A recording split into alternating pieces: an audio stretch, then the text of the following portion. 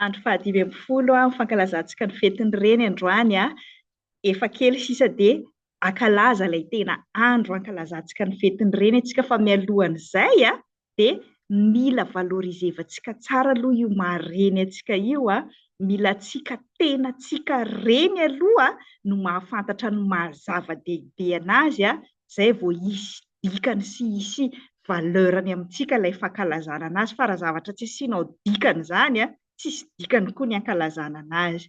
Ka nianarantsika tao anatin'izay 4 andro izay izany hoe inona daholo ireo zavatra sedraina, ireo responsabilité mahatena zava-dehibe an'ilay mahareny dia androany dia mbola manamafy koa hoe tsy vitanao samy rery io mahareny io.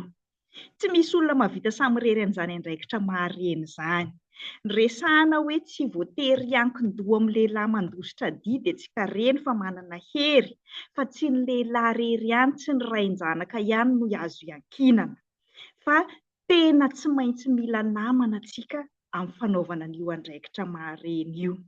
Zaho manokana dia mijoro vavolombelona fa na dia aty Amerika amin'ny tany izay azo lazaina hoe individualiste indrindra aza, dia tena misy fiteny Amerikanina izay milaza hoe tsy afaka manabe zaza izany ianao raha tsy misy olona marobe manampy anao. It takes a village to raise a kids, hozy ny ohabolana Amerikanina. Tsy vitanao rery izany io, tsy vitanao rery izany na dia anatin'ny tontolo faran'izay individualista aza. Dia misy fitenitsika malagasy izay koa hoe mila mihavana amin'ny mpamosavy anie rehefa mitaiza zaza satria io zanakao io tsy ho voataizanao rery izany mihitsiny. Dia hozy koa ny soratra masina hoe raha tsy miova ianareo ka ho tonga tahaka ny zazakely dia tsy hiditra amin'ny fanjakan'ny lanitra mihitsy. Ohatran'ny hoe adaladala izany ilay fampifandraisako an'ilay teny anankiroa, tena 18 mihitsy Matthieu 18 sy Luka 18 moa izany no miteny an'ireo teny anankiroa ireo. Hozy Luka koa hoe nazovony tsy handray ny fanjakan'ny lanitra tahaka ny zaza dia tsy tafiditra aminy mihitsy. Miresaka fanjakan'Andriamanitra io tenin'Andriamanitra io fa amin'izay mahay teny grika mitovy ny déclinaison-ny nominatif sy génitif amina teny samihafa. Sarotra be rehefa mazava azy tsy mahay grika nefa tsy hany ny tiako idirana, fa ny hevitra ny hoe handray ny fanjakan'ny lanitra tahaka ny zaza io izany amin'ny fikarohana nataon'ireo spesialista amin'ny teny grika sy ny testameta vaovao maro dia tsy voatery an'ilay hevitra traditionnel fahazahoantsika anazy hatramin'izay hoe mila mivadika ohatra ny zazakely izay vao afaka mandray ny fanjakan'ny lanitra, ilay toetra ny zaza. Tsy diso io anatin'ny zavatra nampianarin'i Jesosy, anatin'io contexte nandraisan'i Jesosy ny zaza hanantona azy io, izay hevitra faharoa izay hidirantsika lalindalina kokoa.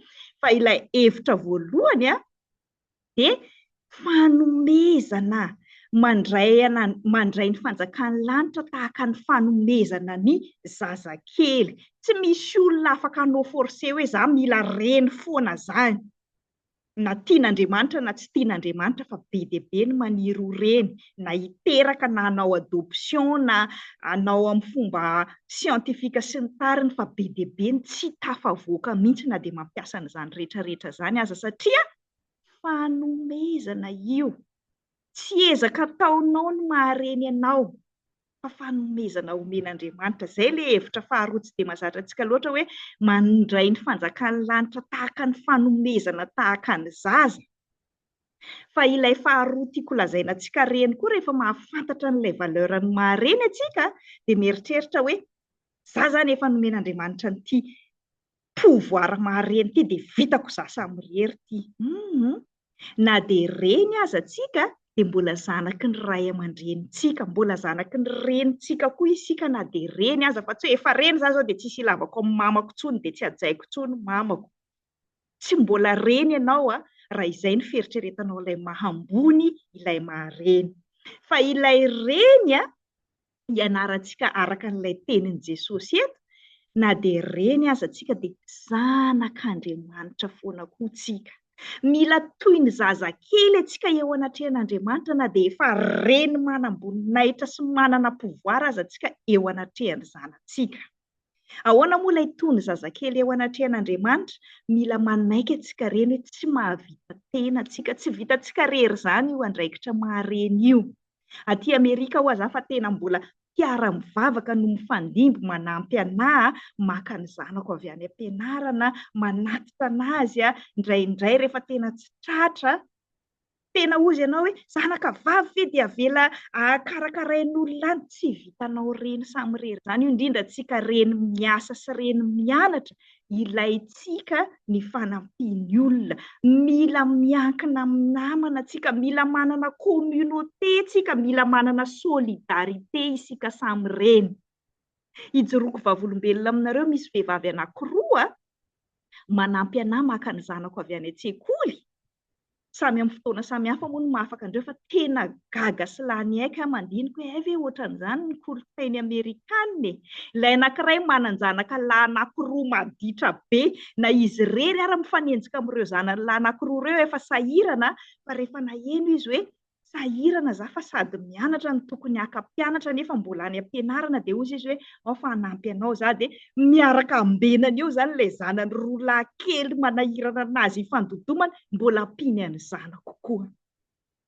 Ny iray faharoa, ilay reny anankiray faharoa manampy anahy, manan-janaka kely izy sady be voka, efa teraka soamantsara moa izy fa tamin'ny semestre lasa teo no nanampiny anahy, sady miasa, dia tena gaga mihitsy aho hoe ahoana raha mahatonga an'ireto vehivavy Amerikanina nieritreretiko individualiste reto, sady be asa lombolomboko izy no manan-janaka kely izy no be voka izy dia manao volontaire izy maka ny zanako avy any an-tsekoly. Dia nanontaniako moa ty ilay anankiray faharoa ty hoe ahoana ho any nampazoto anao hanampy anahy, dia hozy izy hoe zaho hozy izy tamin'ny mbola kely mamanay mpampianatra dia dadanay pastera, dia samy miasa be izy roa izy, dia olona ohatran'izao ataoko izao koa no nametrahany zareo anahy. Isaky ny raha vao mianatra zaho hozy izy mbola tsisy mody ny ray aman-dreniko dia napetraka amin'ny mamanay tamin'ny olona ohatran'izao za, dia izao aho hozy izy mahatsapa tena te hamaly babinan'ilay izy amin'ny olona.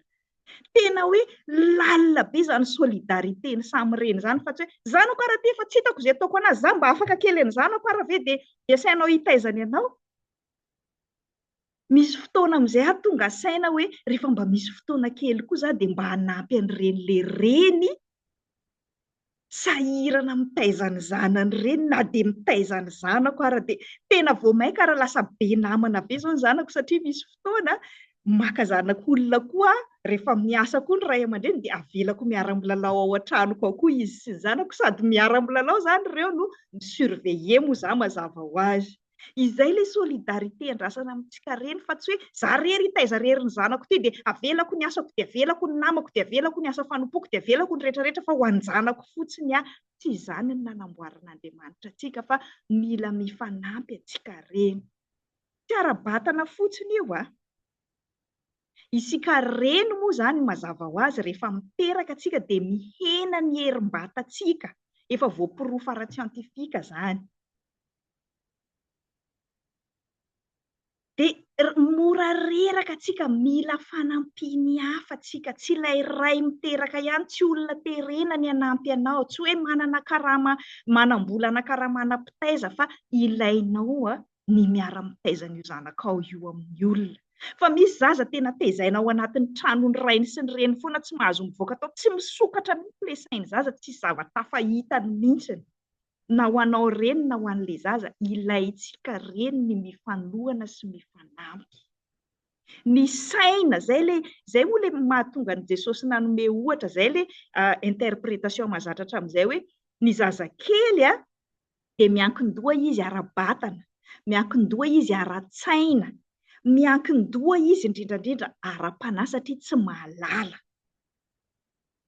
Tsy ampy fahalalana tsika vehivavy raha ampitaina amin'ny lehilahy ny afaka mianatra zavatra be dia be en même temps, fa tsika sady mitaiza no manao inona no manao inona. Misy ara-tsika indrindra ny vehivavy malagasy moa rehefa sahirana ny ray aman-dreny ka tsy afaka andefa ny zanany rehetrarehetra mianatra, dia ny zanany lahy no priorisevany, dia be dia be ny vehivavy no tsy afaka nampianarina, tsy ampy fahalalana antsika. Ilaintsika ny fahalalan'ireo reny namantsika mahalala ireo hitaizana zanantsika na any amin'ny fikambanana na any am-piangonana.